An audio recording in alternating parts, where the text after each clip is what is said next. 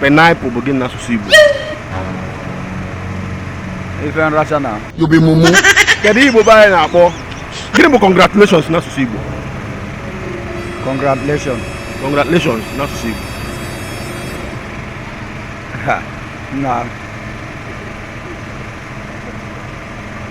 Congratulations. Nkwado na.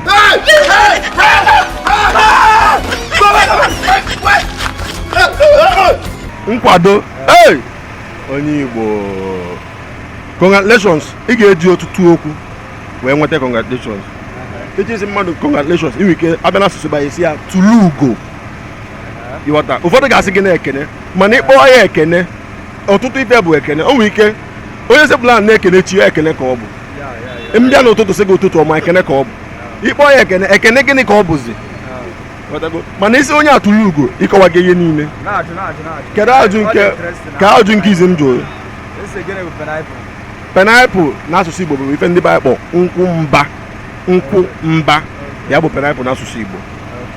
Ịmụtago ya taa? Eziokwu ife mere. Ngwanụ.